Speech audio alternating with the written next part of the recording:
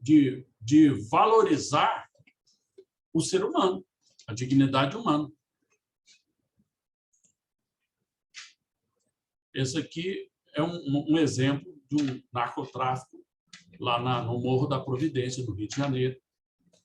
Quantidade, um arsenal imenso de armamentos. E o pior é que esses grupos organizados dificultam a implantação de políticas públicas. Às vezes, as políticas públicas são neutralizadas. Então, isso aí é um problema sério. Quando você vê o sucesso, por exemplo, de Medellín e Bogotá, que a gente tenta replicar aqui no Brasil, já conseguimos em alguns locais alguns progressos, mas você veja que são manobras, esforços muito grandes, tanto na segurança pública como na melhoria da qualidade de vida das cidades, né? E uma das soluções maravilhosas foram as contribuições de melhorias, melhoras, e também o IPTU solidário, etc. Então, tem válvulas ainda a serem trabalhadas. A tributação pode contribuir para que esse deslocamento ético seja pacífico. E essa é a minha visão, pacífico e democrático. Um deslocamento pacífico e democrático.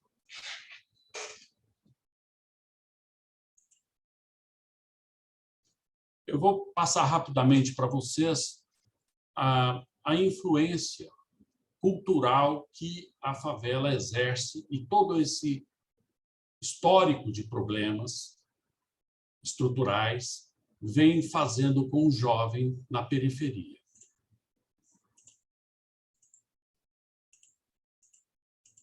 Não tá abrindo aqui. Infelizmente, não abriu. Mas a gente percebe pelas músicas, pela postura, pela influência ideológica. Nós temos hoje aqui no Brasil uma influência também do movimento negro dos Estados Unidos. Nós temos uma série de situações e há uma carência muito grande nas músicas, uma carência muito grande de soluções. E nós precisamos realmente ajudar essa comunidade a evoluir. Alguns esforços foram bem interessantes no Brasil, lá no Rio de Janeiro, sobretudo, programa Promorar, Favela Bairro, PAC Favelas, Morar Carioca e outros, né, presentes lá no Rio de Janeiro, no Recife, Belo Horizonte, Vila Viva. E aqui em Brasília nós tivemos, em 1989, a criação de Samambaia, foi, na época, um processo de regularização fundiária fantástico. Eu tive o prazer de colaborar, mesmo não sendo político, colaboração meramente intelectual, e foi muito interessante. E agora, em Brasília, está sendo transformada a maior favela da América Latina em bairro, que é o bairro Sol Nascente. Então, assim, há esforços. Agora, o problema é que, muitas vezes, você resolve pontualmente e não tem um programa robusto para dar suporte a tudo isso. Fontes de financiamento.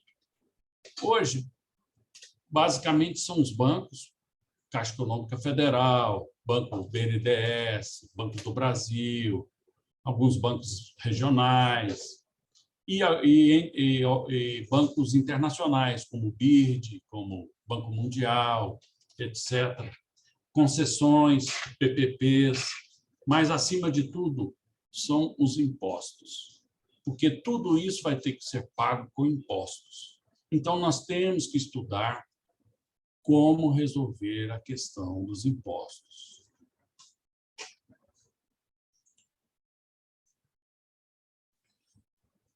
O direito urbanístico no Brasil seguindo uma linha internacional, fixa no plano diretor, né, no plano master da cidade, a ordenação do município, a definição dos parâmetros da função social da propriedade, né, como devem ser parcelados, alinhados os lotes, as construções devem ser feitas, define as zonas de interesse social, né?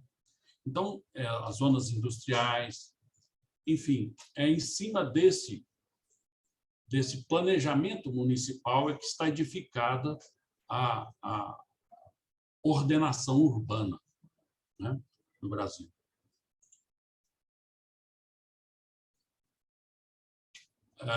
Há sempre um conflito entre remoção, legitimação possessória, urbanização de favelas. Existem municípios que simplesmente removem e botam as pessoas em outro município e pronto, né? Hoje nós temos um aparato legal fantástico, mas que ainda não tem uma efetividade tão desenvolvida como gostaríamos que fosse. Mas já temos instrumentos legais, o Estatuto da Cidade, a Lei de Regularização Fundiária, né? A arrecadação municipal melhorou um pouco, mas ainda temos muito que progredir. Estamos nos organizando para nos tornarmos superiores aos desafios, mas não é fácil. E é exatamente a questão. A população pressiona, os órgãos, as conferências internacionais direcionam a importância de se prestar atenção nesses direitos humanos, direito à moradia, direito à dignidade humana, né? Função social da cidade. E hoje nós já temos aí uma série de leis interessantes, o Estatuto da Metrópole. E, apesar de muito interessante a obra de Hernando Soto, a gente acredita que não basta dar o título, é preciso trabalharmos por uma urbanificação integral, para que o desenvolvimento seja realmente sustentável. Nós temos que fixar a população para evitar a gentrificação, porque o desenvolvimento é isso, nós superarmos essas amarras históricas que travam a vida de milhões de brasileiros.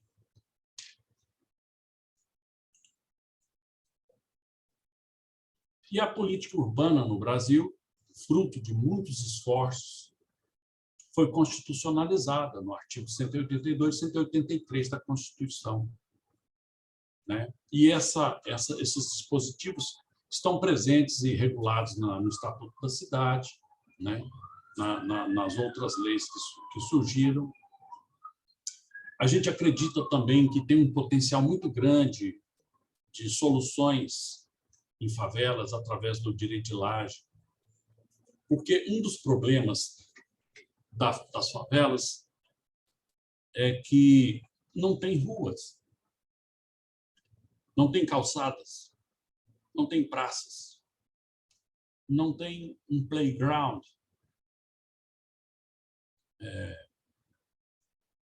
aquelas ruas úmidas, estreitas, que mal dá para passar uma pessoa. Então, é preciso fazer um acordo com a comunidade, porque é muito comum, por exemplo, numa unidade, existirem várias pessoas da própria família.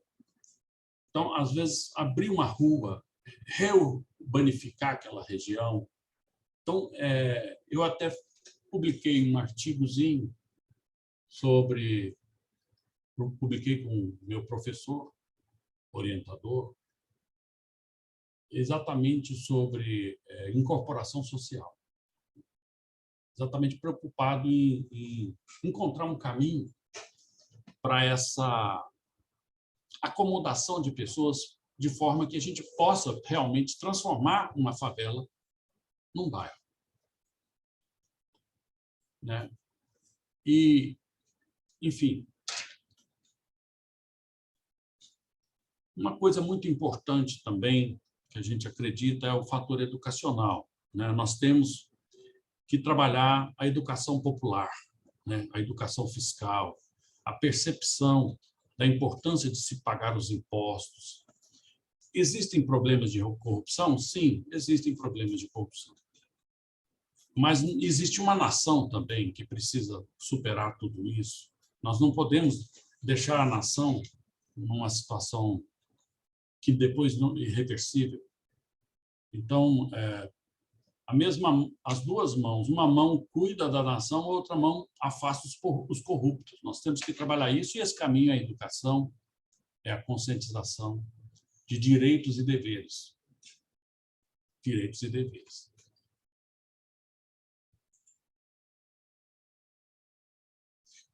E essa planificação urbana está a cargo da municipalidade, mas no Brasil, como nós somos uma federação, há uma competência comum para essas questões de urbanificação.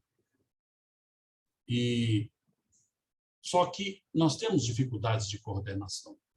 Nós vimos agora na pandemia a dificuldade que é fazer uma gestão com 27 estruturas estaduais e 5.570 municípios, e em situações de calamidade, e a dificuldade do governo, até mesmo de estabelecer uma política, uma coordenação política. E isso acontece também no mundo do urbanismo. Nas capitais, onde eles têm mais receitas, mais influência política, existem mais recursos para essa finalidade. Mas já nas cidades médias, eu tenho trabalhado muito um recorte epistemológico para o estudo de cidades médias, e estou observando a dificuldade que as cidades médias têm até mesmo de constar na agenda política esta política pública de regularização fundiária.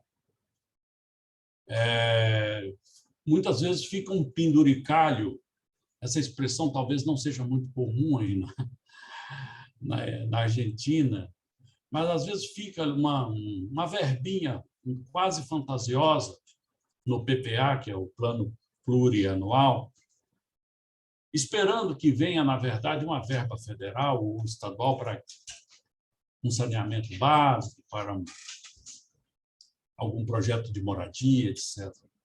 Mas, na verdade, nós temos uma dificuldade até mesmo de constar na agenda.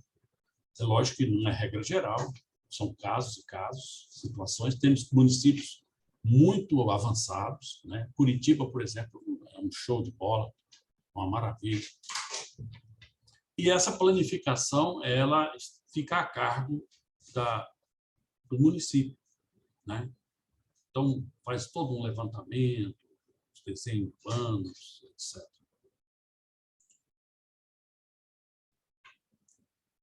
O problema todo é que os custos de infraestrutura são elevadíssimos. Água, luz, energia elétrica, drenagem. E tudo isso tem um impacto sobre o erário municipal muito forte. E nós vamos ver daqui a pouco que as transferências, a maior parte das transferências que vem dos federal e estadual são vinculadas.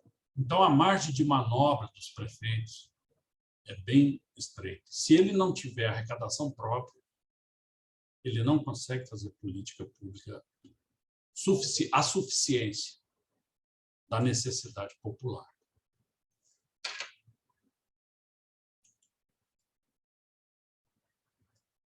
Interessante observar, a gente tem que ter otimismo. O PIB mundial hoje está em torno de 84, 85 trilhões de dólares. O PIB do Brasil, em torno de 1 trilhão 440 bilhões. O PIB favela no Brasil foi estimado em 24 bilhões, aproximadamente o mesmo PIB de Honduras. Ou seja, a gente pode fazer uma política pública onde o cidadão também trabalhe, construa. Os municípios podem criar estratégias de oferecer plantas para casas simples, enfim, projetos, né? Eu tenho certeza que os alunos de arquitetura abraçariam com todo o amor um projeto como esse, trabalhariam até de graça o pessoal da graduação. Então, está faltando um pouquinho de vontade política para a gente vencer esse quadro tão dantesco. 88% da população brasileira, mais ou menos.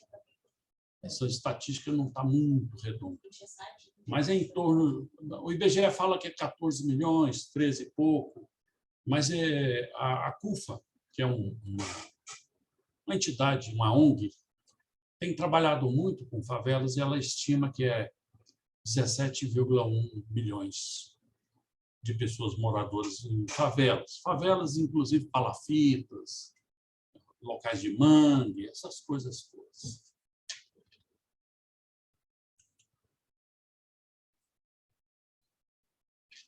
Desde Franco Montoro, falecido, um discurso, ele falou que as pessoas vivem no município, que há um desafio muito grande das personagens públicas evitar a especulação imobiliária, e que ele denunciou já naquela época que a especulação imobiliária é que gera essa situação das favelas, dos subúrbios, etc.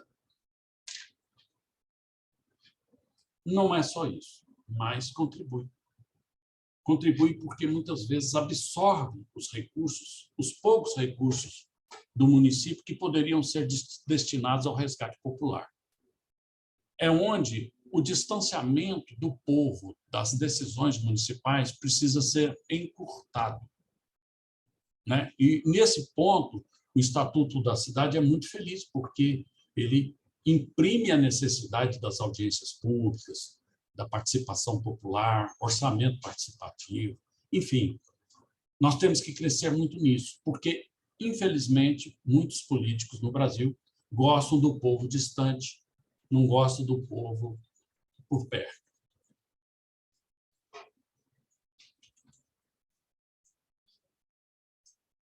E o desafio municipal, e também estadual, é muito grande nesse cenário, né? Pequenas receitas próprias.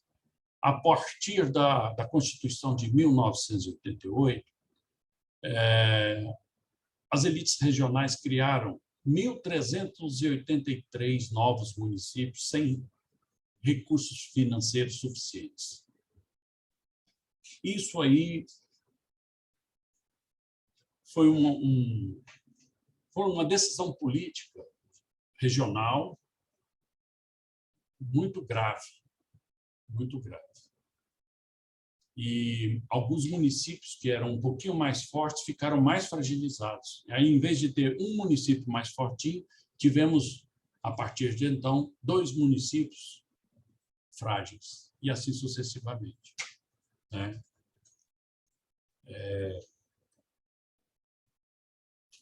Pouquíssimos municípios no Brasil conseguem arrecadar suficientemente para cobrir o que gastam. Então, a maioria dos municípios no Brasil sobrevive das transferências intergovernamentais, que é basicamente para cobrir o básico, saúde, educação. E, mesmo assim, os gastos com saúde e educação avançam sobre as receitas próprias, as parcas receitas próprias que são geradas pelos municípios.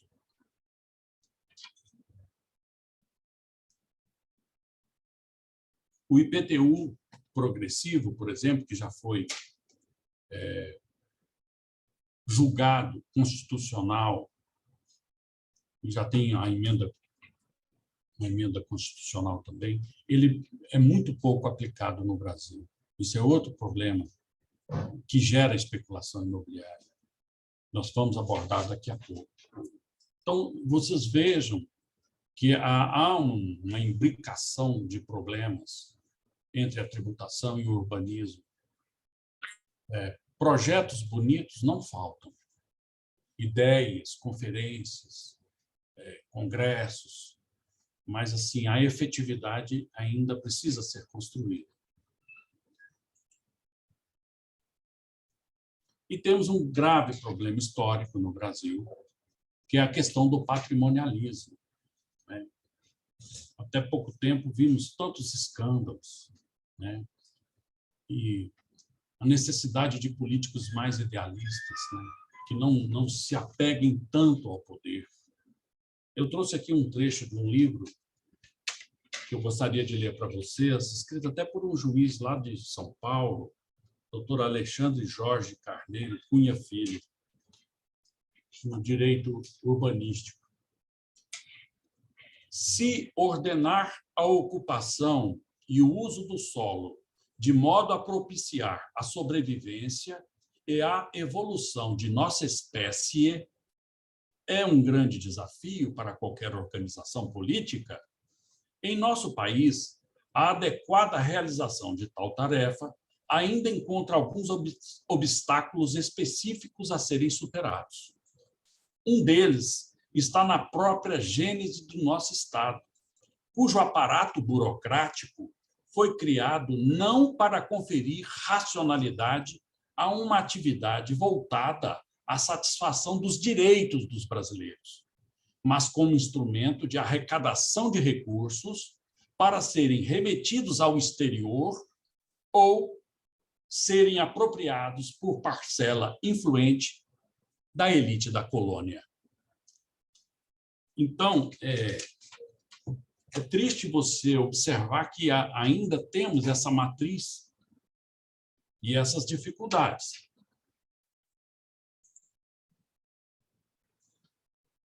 E esse aqui é um perfil das transferências. As transferências intergovernamentais são bem poupudas, senão o país não teria como funcionar com 5.570 municípios. Ainda que alguns municípios tenham dificuldade até de subsistência. Por sorte, dada a limitação de recursos, a maioria dos municípios não se endividam. Há uma certa contingência, uma restrição ao endividamento. Ainda bem, porque senão teríamos mais problemas ainda. Quando o Brasil experimentou a hiperinflação, no final da década de 80, a federalização das dívidas municipais e estaduais foi muito complicada. E nós não podemos repetir esse problema. Então, precisamos crescer sustentavelmente e, obviamente, precisamos de uma tributação adequada. Eu fico pensando, por exemplo, nos nórdicos, onde a tributação é tão alta, sobretudo a tributação sobre a renda, e eles são tão desenvolvidos. A Dinamarca, por exemplo, não existiria se não fosse a tributação que os seus cidadãos aceitam pagar para que a Dinamarca exista. Então, nós precisamos trabalhar essas duas pontas para que a gente também tenha um erário do Estado sustentável para o financiamento de tantas demandas que nós temos. Eu falo isso porque existem estudos, inclusive na Argentina, toda a América Latina, México, Brasil, que a sonegação é alta. Então, nós temos que trabalhar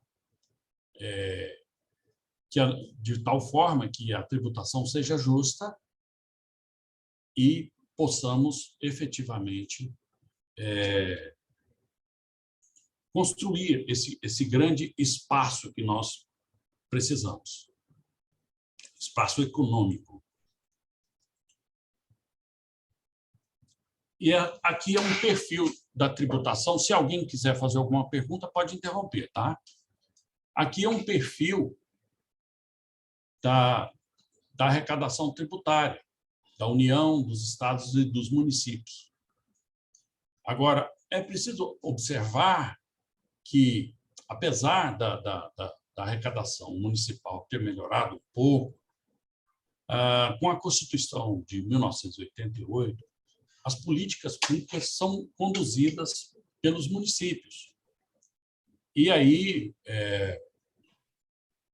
com esse represamento de demandas no tempo, sobretudo na área de favelas, de moradias, etc., não temos recursos suficientes. Então, temos que criar soluções, criar estratégias tributárias para superar tudo isso.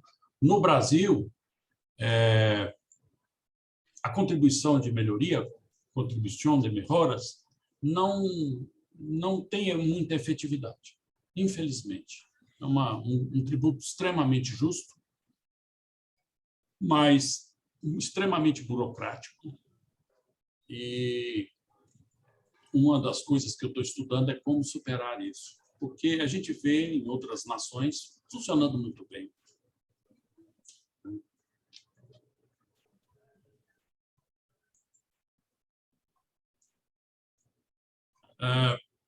Em 30 anos, já tivemos 395 mil leis tributárias.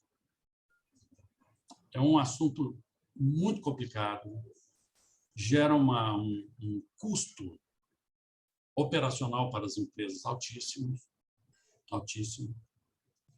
E tem gente que faz um negócio e não sabe quanto é que vai pagar de tributo. Isso é muito sério. Então, é outro gargalo que precisa ser pensado: segurança jurídica, transparência, menor oneração possível a quem produz, mas, ao mesmo tempo, nós temos que ter uma política pública efetiva de resgate social.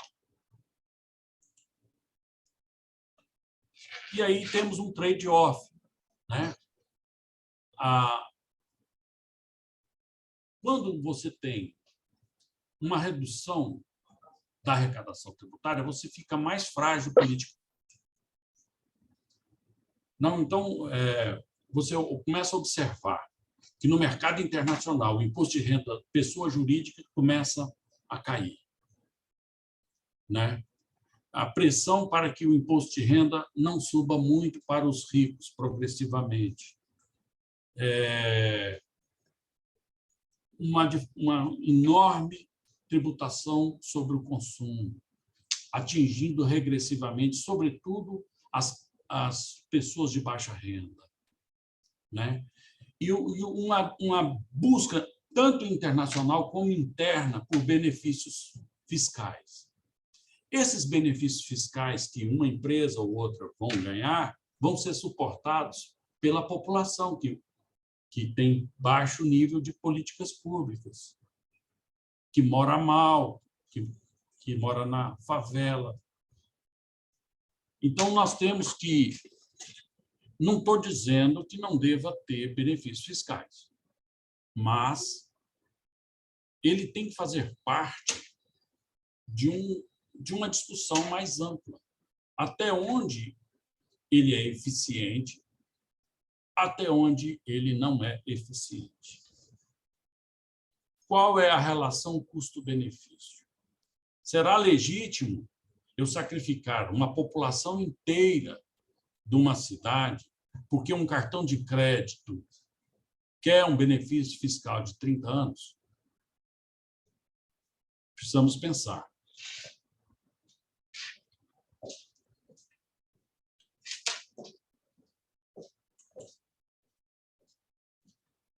No Brasil, hoje, nós temos 4 propostas de reforma tributária. E estão falando em passar toda a arrecadação do IPVA, que é o Imposto sobre os Veículos Automotores, para os municípios. Ajuda. Mas os municípios também têm que desenvolver uma musculatura tributária para superar os seus grilhões. Grilhones, porque os desafios, como vocês estão vendo, são sérios.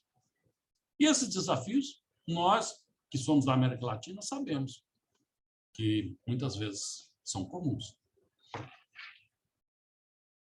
E aí, entre essas propostas, no projeto de emenda constitucional 110, há um esforço de simplificação tributária, que já seria uma coisa boa.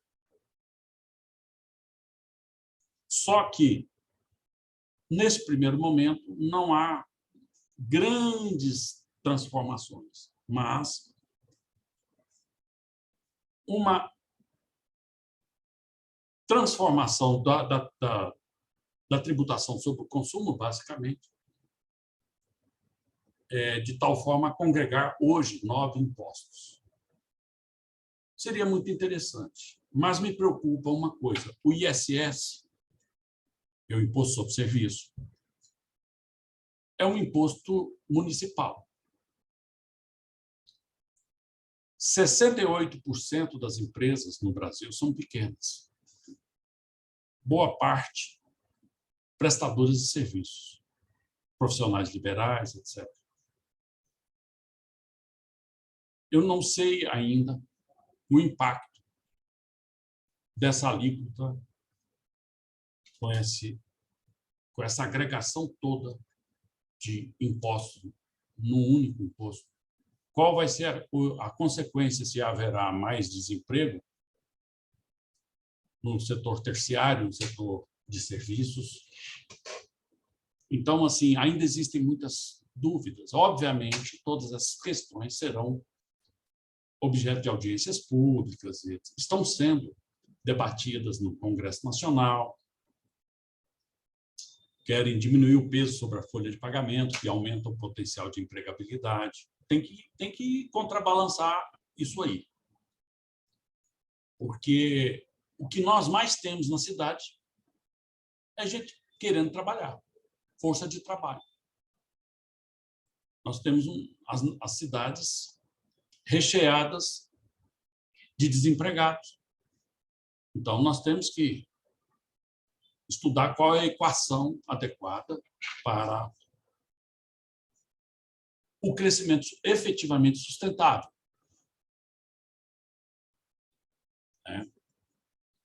Então,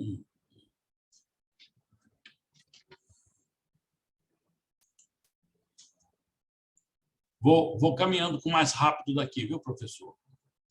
Eu não sei qual é o tempo que eu ainda tenho, mas bom dia. Estás bien, lo que necesites. Laura, las preguntas las hacemos cuando termina el profesor, hacemos el debate.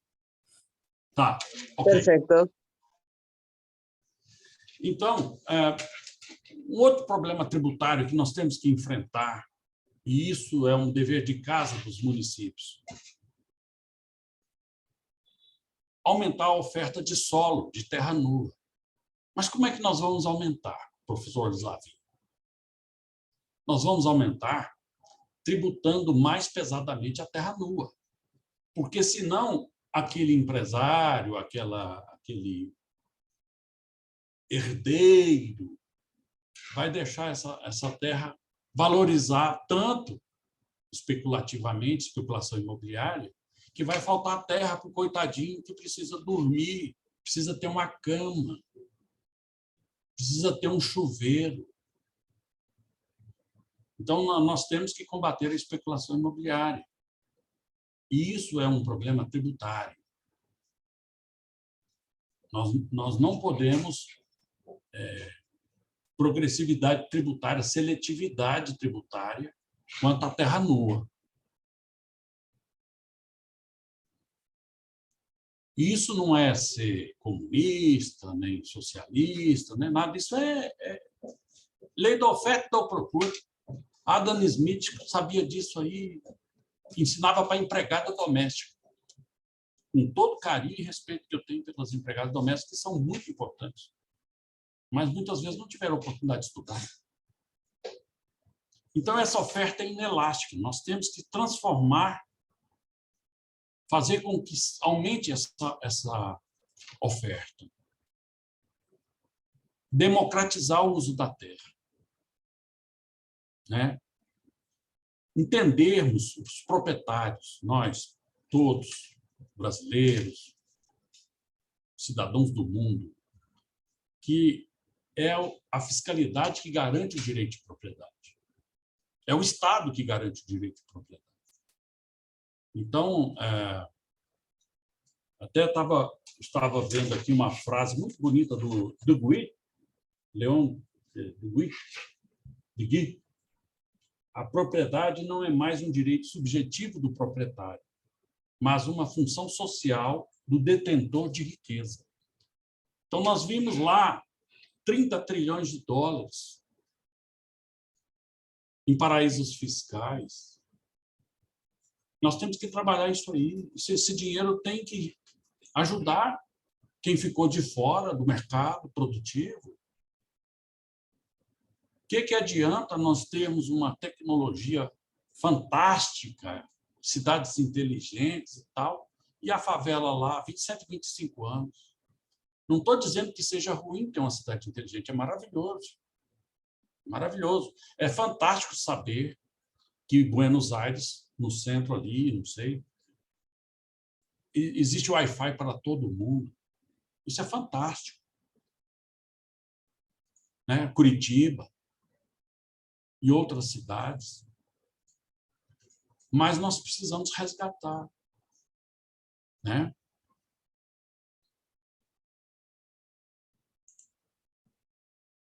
E aí tá, nós tributamos praticamente igual ao CDE, uma diferença no imposto de renda nosso, que é mais baixo, patrimônio. O consumo nosso é exacerbado, folha de salários praticamente igual. Nós temos que melhorar a nossa matriz. Essa reforma tributária que está sendo gestada é para aparelhar mais ou menos no padrão da OCDE.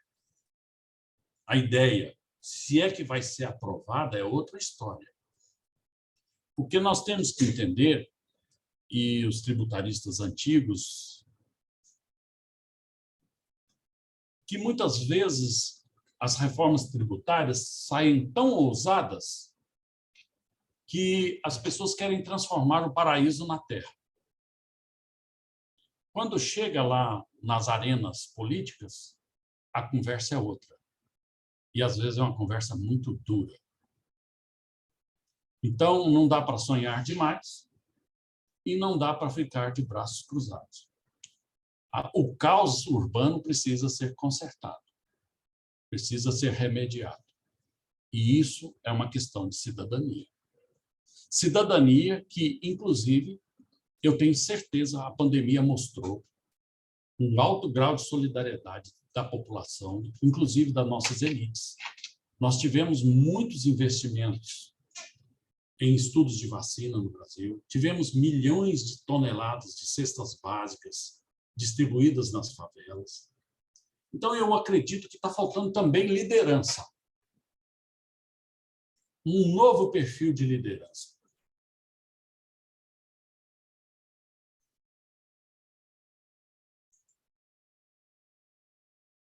E a questão do IPTU progressivo, ele é muito importante, porque ele diminui o impacto da especulação imobiliária. Né? Ela é muito pouco aplicada no Brasil. Nós temos que estudar também como aplicar aqui o IPTU solidário, o IPTU verde. Né? Aquela indústria que quer ser instalada, qual vai ser a contribuição do Estado para que ela se modernize sustentavelmente, ambientalmente, de forma adequada, sem prejudicar as políticas públicas sociais. Esse ponto de equilíbrio é muito importante. E, obviamente, essa tributação também não pode ser agressiva demais, porque chega um ponto que ela, segundo a curva de Laffer, não existe uma teoria pronta e numericamente comprovada para a curva de Laffer, Mas a curva de Laffer é considerada uma tese muito aceita, porque chega um ponto que as pessoas não têm capacidade de pagamento.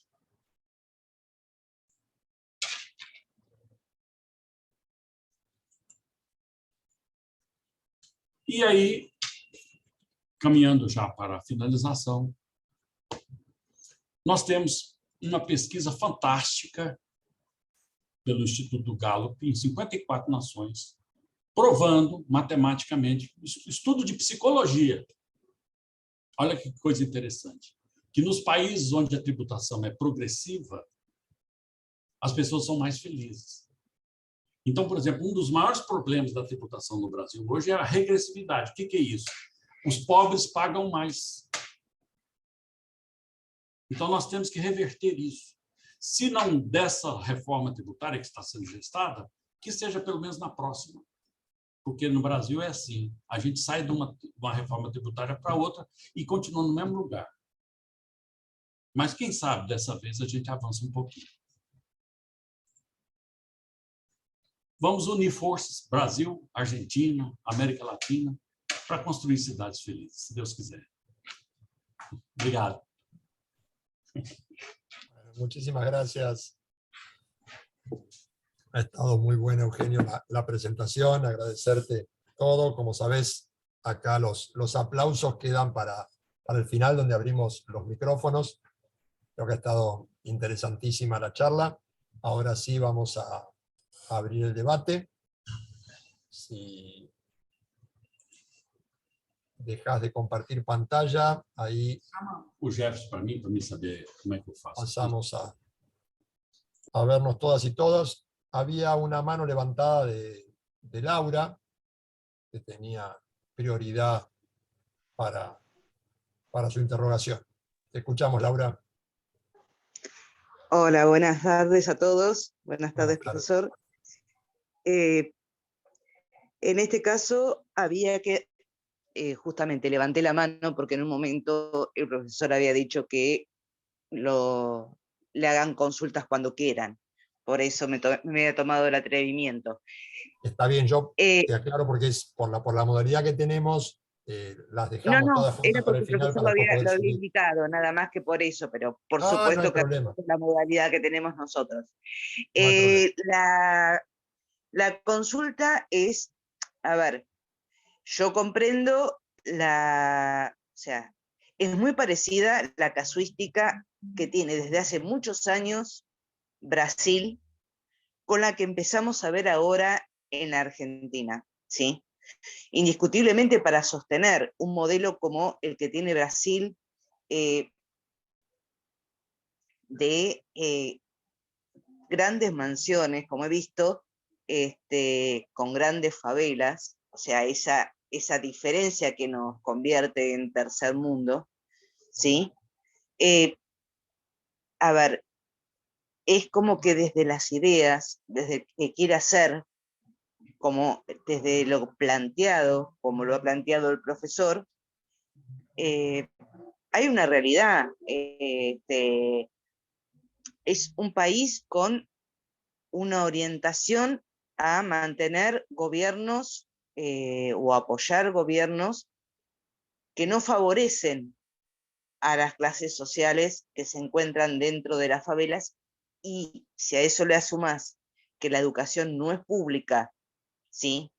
O sea, no es para todos, la salud no es para todos, y ciertamente los costos de vivienda son realmente altos, es muy complicado el poder salir de la favela, y ciertamente, repito, los gobiernos no han ayudado, salvo algunos que lamentablemente de izquierda, como el de Lula, que han terminado hasta con cárcel. Por ejemplo, cuando yo viví un tiempo allá, en Brasil, había algo que yo no lo podía creer. Se estaba pidiendo un plebiscito para volver a la monarquía. Hasta me acuerdo del cantito que decía, voten al rey. no lo podía creer. Entonces, ¿cómo se hace para bajar toda esta información maravillosa a la realidad? Porque ahora lo estamos viendo nosotros también acá.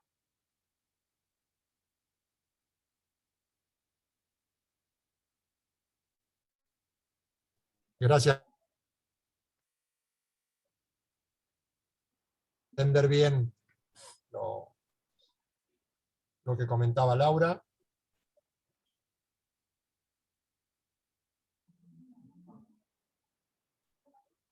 Perdón, ¿no me expliqué? Sí. Yo digo, pues a veces tenemos temas de idioma con los amigos No, portugueses y por ahí les cuesta un poco si necesitaba aclarar algo. No, yo entendí perfecto, ¿eh? Quédate tranquila. Se vocês quiserem, eu posso fazer uma intermediação. Eugênio, você entendeu o que ela perguntou, a Laura? Não entendi direito, não. Ela disse o seguinte, posso traduzir mais ou Por menos? favor. Ela disse que realmente ela percebe que há uma realidade muito desigual no Brasil, onde nós temos grandes mansões e, por outro lado, temos favelas e condições precárias. E ela diz também que a maior parte dos governos, até hoje, não se preocupou em resolver essa situação, com exceção do governo do Lula. E aí eu preciso também colocar aqui só fazer a minha opinião, que também o governo da Dilma foi um governo que teve a mesma, prosseguiu na linha do governo do Lula. Mas que esses governos foram afastados, e como é que nós faríamos, então, para levar essas ideias que nós estudamos aqui para a população? Como é que isso se transformaria em realidade, né? Acho que é isso, não é, Laura? Professor Pablo, que entende mais ou menos as duas línguas. Excelente, quedas contratada como tradutora. Realmente, a gente, analisando as políticas públicas, sobretudo de moradia, nós tivemos grandes avanços no governo Lula e no governo da Dilma. No seguinte sentido, o Bolsa Família foi inventado pelo Fernando Henrique Cardoso, dinamizado de forma expressiva no governo Lula, inclusive de uma forma planejada, cadastrada. Foi uma coisa muito interessante. Tivemos também o programa Minha Casa Minha Vida, onde foram construídas 4 milhões de habitações, de residências populares. Existem críticas quanto à qualidade, mas foram realizadas. Nunca tivemos tanto financiamento para pessoas pobres de moradias. Isso tudo tem que ser computado, né? Agora, eu, particularmente, acho que existe uma tese de doutorado no Brasil, aqui na UNB, que eu gosto muito, de Marcel Bostin. E ele fala o seguinte, que, na verdade, a política no Brasil, eu não estou falando mal de nenhum político, eu não tenho nenhum compromisso partidário com ninguém, mas ele falou que um dos problemas da política no Brasil é uma espécie de condomínio, cada um tem seu pedaço. Não sei se a tese hoje ainda se sustenta, mas o banqueiro tem o espaço dele, o sindicato, o industrial. O industrial, ultimamente, está com o pires na mão, porque o PIB, muitas vezes, industrial tem sido negativo. Mas, assim, o que eu diria é o seguinte, houve um compromisso social explícito do governo Lula e também da Dilma quanto a essas questões sociais, né? Tivemos escândalos também, né? Então, eu não sei exatamente qual é o ponto de equilíbrio que esse país precisa. Uma coisa é certa, essa visão neoliberal não dá certo. Nós temos que repensar com liberdade acadêmica, com liberdade. Que tipo de modelo nós vamos precisar? A minha sensação, Bobbio fala, né, que as ideologias todas estão em crise, e eu acredito muito nisso. Eu acredito que essas fórmulas do século XIX, século XVIII, isso está desgastado. Isso aí nós precisamos repensar, criar novas alternativas. Pensar que... Eu sou economista também.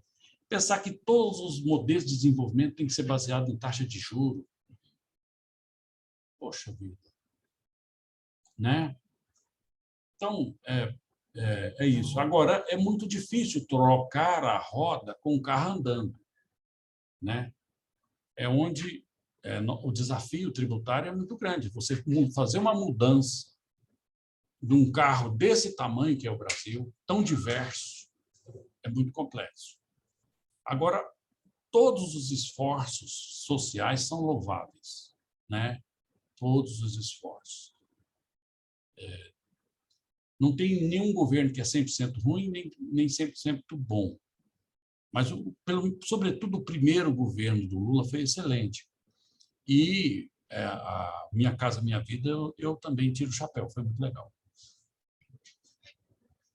Gracias, Eugenio, por la respuesta. Creo que la pregunta de Laura iba justamente a eso, cómo conjugar la teoría ideal con la praxis. Yo creo que vos hiciste centro en un punto que es básico, y decime si no se entiende lo que voy hablando o lo voy hablando más despacio, pero en el aspecto tributario. Si realmente desde la llegada del modelo neoliberal en los 70 hay un cambio en la matriz tributaria y un eje en ese 1% que es el beneficiado. Entonces, vos lo mostraste muy bien como al final los sectores más empobrecidos son los que tienen el mayor peso desde el punto de vista tributario. Y eso no es un fenómeno lamentablemente exclusivo de Brasil o de Argentina o de Latinoamérica. Y respecto a lo que decía Laura, es un fenómeno mundial. Es decir, esto que nosotros venimos llamando acá en nuestros encuentros de derecho a la ciudad dual, la ciudad fragmentada, esa ciudad que tiene enorme riqueza y al mismo tiempo enormes bolsones de pobreza, esas favelas, Villa Miseria le decimos acá, chabolas, el nombre que se le quiera dar, pero que todas tienen la misma característica que vos mostraste en las primeras imágenes realmente muy duras de problemas de medio ambiente, de servicios. Entonces, ¿cómo cambiar eso? Yo creo que lograr una reforma tributaria en serio, una reforma tributaria profunda, acá en Argentina se está discutiendo también, es una herramienta central. El tema es, volvemos a la voluntad política. Hay intereses muy fuertes que se oponen a essas modificações.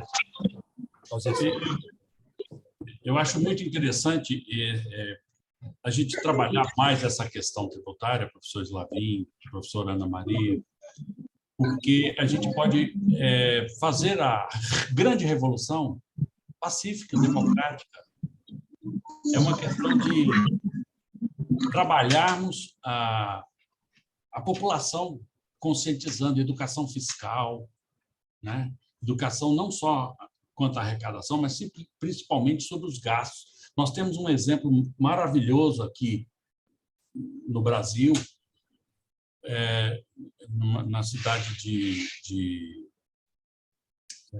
do Paraná, onde a população se uniu juntamente com a universidade, com a igreja, com os empresários, e começaram a criar uma espécie de uma estrutura de observatório social, Maringá, no Paraná. E eles descobriram, só no primeiro mês, desvios de 150 milhões de reais naquela cidade. E eles criaram um modelo tão legal que eles fiscalizam as licitações. Quando eles percebem que a licitação está direcionada, eles vão e impugnam. E esse modelo está se espalhando no Brasil. Nós já temos um Observatório Social do Brasil, que já atua com várias prefeituras e municipalidades e adota o mesmo modelo que foi gestado nessa cidade. Então, nós não podemos desprezar a criatividade do bem. O bem é mais forte. A gente precisa acreditar nisso. E essa avalanche de desafios, uma hora vai ser saneada. Eu acredito que a humanidade vai sofrer um pouco aí os próximos 5, 10 anos, mas eu acredito que nós, humanistas, precisamos fazer o nosso dever de casa, ir para a sala de aula, ir para as universidades, fazer palestra, encontrar, um dar força para o outro, ir na escola pública de primeiro grau, de segundo grau, porque é esse trabalho de formiguinha mesmo que vai dar o efeito lá na frente. Ojalá pudiera compartir tu optimismo. Trato de tenerlo en el fondo. Creo que estos espacios intentan llamar a ese optimismo. La verdad no confío tanto en esos 10 o 15 años. Sí creo, comparto plenamente con vos, que es esencial la participación ciudadana, esa lucha que tiene que venir desde las bases. Y yo creo que esa gran reforma tributaria tiene que ser exigida por la lucha de las bases, pero necesariamente, si lo que queremos es una educación inclusiva, nadie mejor que el maestro Paulo Freire, que nos dio desde Brasil lo que es esa pedagogía crítica y esa transformación en la educación pública. Yo creo que es hoy por hoy, con las herramientas que tiene la clase dominante, si no hay una verdadera democratización de los medios de comunicación, si no hay una intervención para modificar los medios de comunicación y democratizar la justicia, que es el ámbito, bueno, hoy en Argentina en estos días estamos con mucha discusión con ese tema, pero donde es el ámbito en el cual las clases dominantes van y dicen, a través de amparos, frenan cualquier medida de reforma tributaria. Acá se quiere cobrar algún impuesto a la riqueza y enseguida aparecen trabas judiciales, y esa justicia es una justicia cómplice de esos sectores. Entonces, yo creo que debe darse una lucha de conjunto, en la que podamos avanzar políticamente para que haya una voluntad de realmente redistribuir el ingreso, una reforma de los medios de comunicación para poder crear una conciencia social rompiendo el esquema neoliberal, individualista, egoísta, y por último, no por último, sumarle a eso una reforma judicial que realmente democratice la justicia que tenemos. Creo que eso es para tal vez el desafío que tratamos de plantear. Ana Maria. Não, sobre essa sua observação, professor Pablo, sobre o papel da mídia nesse controle da população, nós vamos hoje à noite ter uma entrevista no Jornal Nacional, que é o nosso principal jornal, com o ex-presidente Lula. E uma das questões que nós estamos nos fazendo, porque nós sabemos que os escândalos envolvendo o ex-presidente Lula,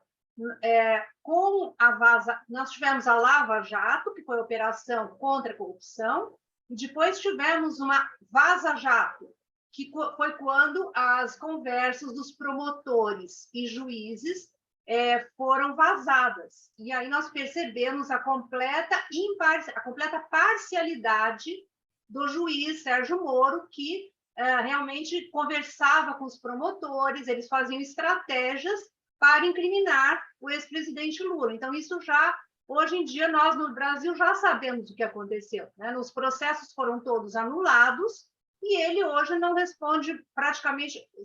Os últimos estão sendo anulados, mas não há provas contra ele. E na época em que isso estava acontecendo, que foi justamente antes das eleições de 2018, que elegeram o Bolsonaro, o Jornal Nacional colocava toda noite um vasoduto um oleoduto, como se fosse da Petrobras, jorrando dinheiro. Toda vez que eles falavam do ex-presidente Lula, aparecia essa imagem na televisão, um monte de dinheiro jorrando. E isso ficou tão assim, forte na população que não importa agora todo mundo já saber que ele não foi corrupto, as pessoas continuam repetindo isso. Então, assim, o papel... E agora ele vai ser entrevistado no jornal, no mesmo jornal, que nunca pediu desculpas, que nunca se retratou pelas notícias que eles colocavam. Então, assim, eu acho que o Jornal Nacional hoje ele chega a 40 milhões de brasileiros. O que aparece no Jornal Nacional às 8 horas da noite, aquilo ali se dissemina de uma maneira. Então, eu acho muito importante nós pensarmos no papel da mídia, quando nós estamos falando de conscientização e educação da população. Né? Só essa observação que eu queria. Hoje à noite vai ser uma noite interesante para nós. Gracias, Ana María. Sí, es decir, nosotros, yo creo que cada uno de nosotros o nosotras lo vemos de acuerdo a nuestra realidad. Me imagino que Sandra, que está en Ecuador, le pasa lo mismo. Es decir, no es un problema de los medios de comunicación en Argentina, o en Brasil, o en Ecuador, o en Colombia, es en todas partes del mundo. En Estados Unidos es la cadena Fox, y en Inglaterra es Murdoch, y depende quién esté, tiene ese manejo de los medios de comunicación.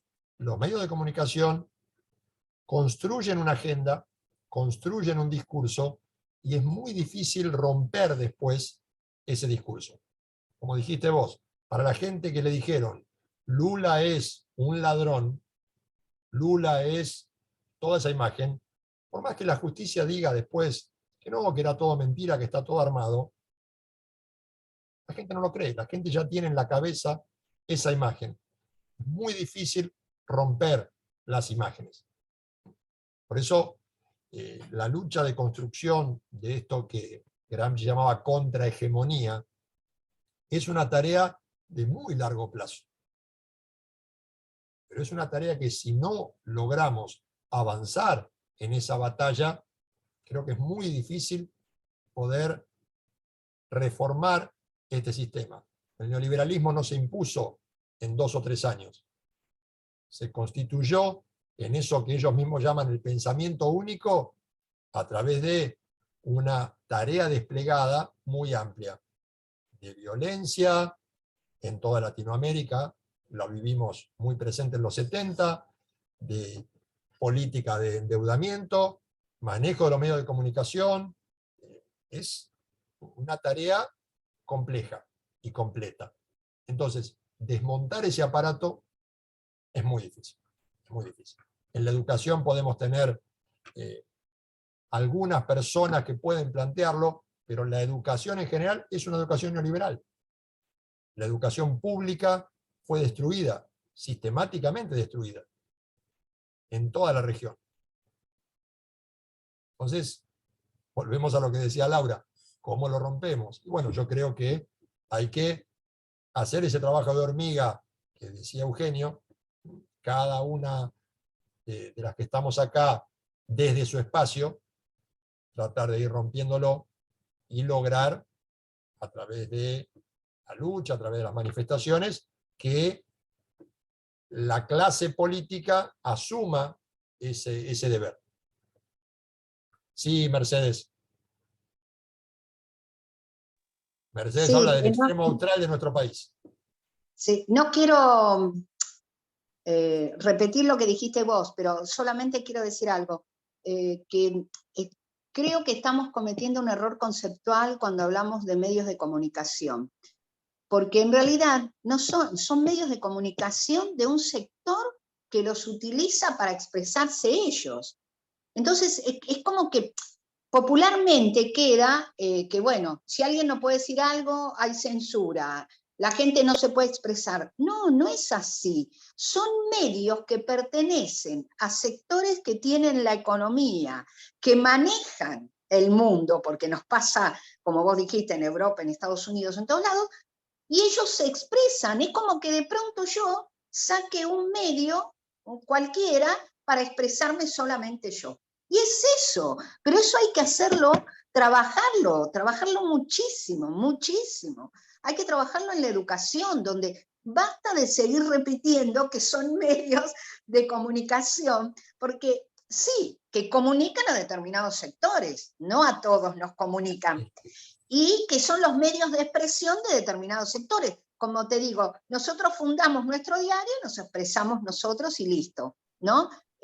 Todo lo que dijiste es así, pero es que yo digo, no, realmente, no te creas que por ahí me resultó a mí tan fácil. Con la edad que tengo sí lo veo, pero cuando era adolescente, ay, yo leía la prensa, leía La Nación, leía Clarín, leía Crónica, veía las diferentes opiniones y versiones, pero mi cabecita todavía no se daba cuenta bien.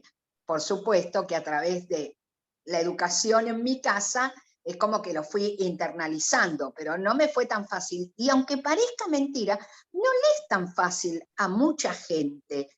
Mientras yo estoy mirando ahora con ustedes, tengo prendida la tele y estoy viendo los diferentes pseudomedios de comunicación. Y es terrible, nosotros lo estamos viviendo con lo que pasa con nuestra vicepresidenta, ¿no?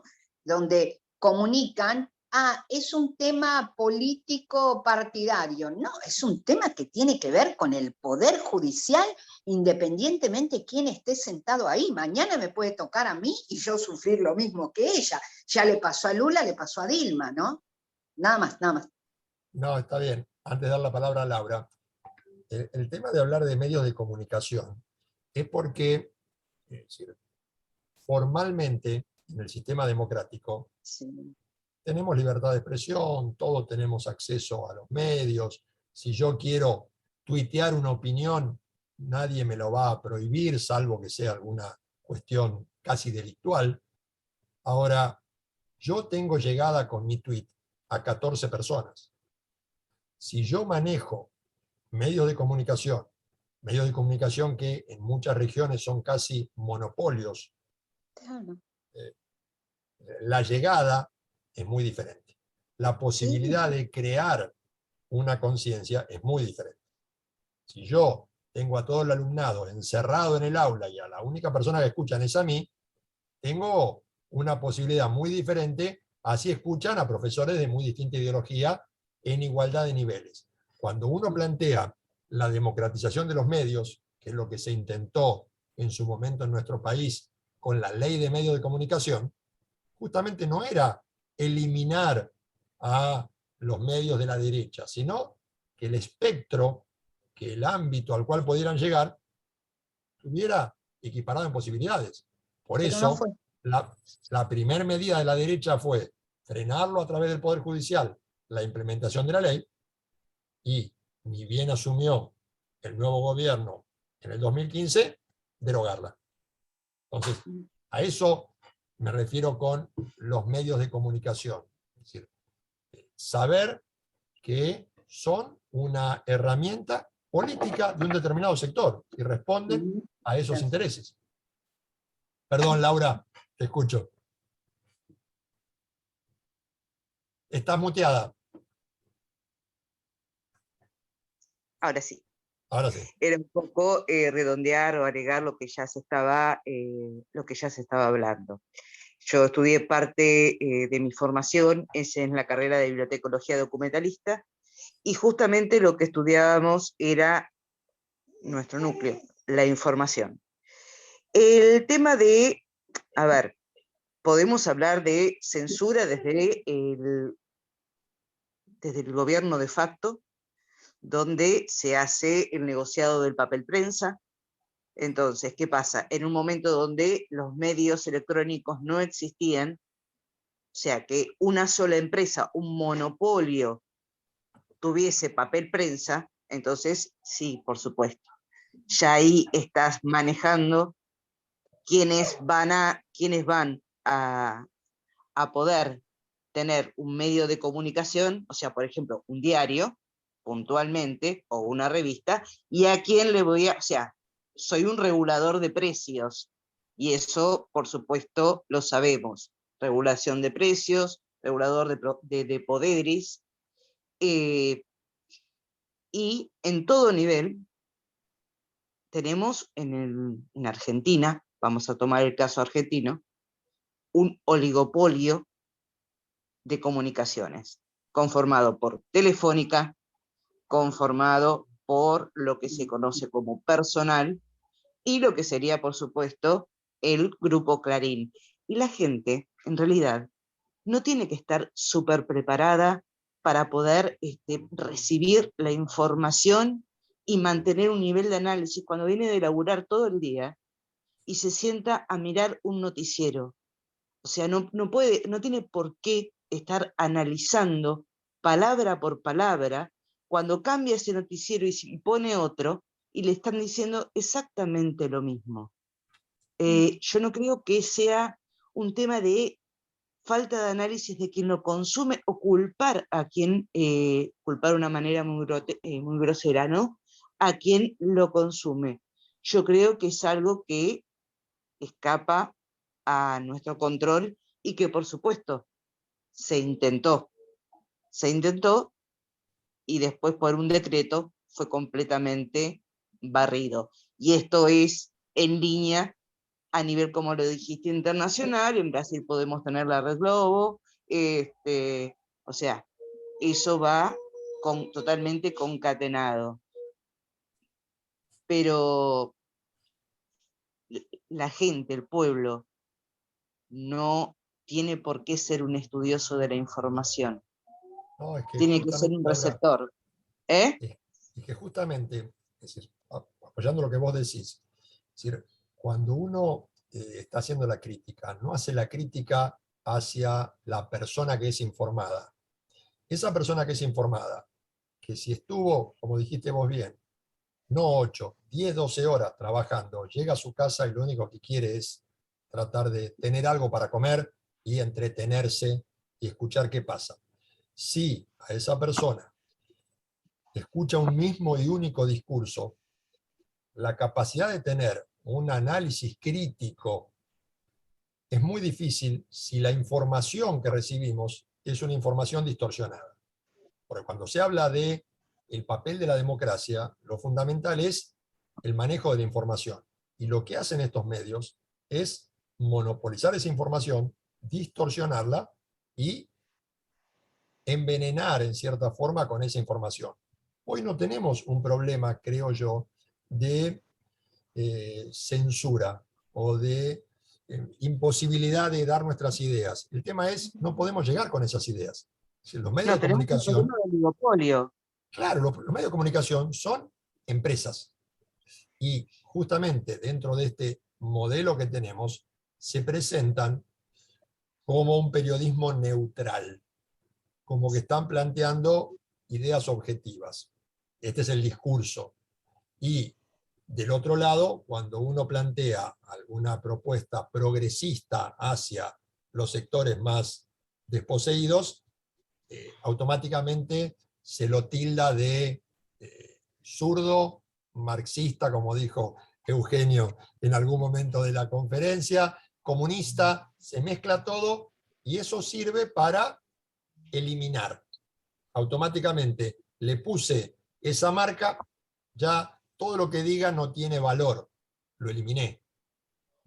Entonces, es interesante volver a discutir toda una serie de temas que parece que ya no estuvieran de moda con respecto a las ideologías y ese fin de las ideologías. Las ideologías tienen más fuerza que nunca. El único tema es que se esconden detrás de el poder del dinero. Antes cualquiera podía armar un medio de prensa, hoy es prácticamente imposible. Sobre todo cuando hay un monopolio o técnicamente, como dijiste vos, un oligopolio, que lo tenemos en nuestro país y está en todas partes del mundo, esa concentración empresaria. no quiero monopolizar el diálogo. Ana María. Então, outra maneira também que o neoliberalismo tem de afastar qualquer proposta mais progressista é chamar os nossos candidatos ou líderes de ditadores. Ele quer acabar com a liberdade de expressão. Então, quando o Lula começou a campanha dele, a primeira proposta dele foi controlar o oligopólio dos meios de comunicação. Imediatamente, a direita, os setores ligados ao capital, vieram com o discurso: tá vendo? Ele quer acabar com a liberdade de expressão, está mostrando nuances ditatoriais. Tanto que ele teve que retirar essa proposta, até as eleições, ele não está mais falando sobre isso, porque isso vai prejudicar a campanha dele, né? Então, assim, os presidentes da América Latina que buscaram, de alguma forma, controlar esses oligopólios são taxados de porque lá a democracia não é tão plena, eles não têm democracia plena, que é um recurso que o neoliberalismo utiliza também, né? Só essa observação. Gracias, Ana María. No sé si alguien más quiere hacer algún comentario. Ya ahora en unos minutos vamos a pasar al otro link e iniciar las jornadas. Si no es así, yo pido ahora abrir los micrófonos para dar un fuerte aplauso al querido amigo Eugenio Bontempo.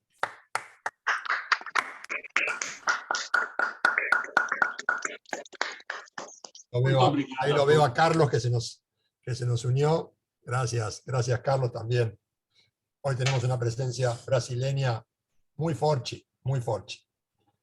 Bueno, gracias a todas y todos. Gracias Eugenio nuevamente en lo personal. Y sé que toda la gente que está acá ha quedado muy contenta. Vamos a hacer un pequeño corte y en 15 minutos nos vemos en el otro link.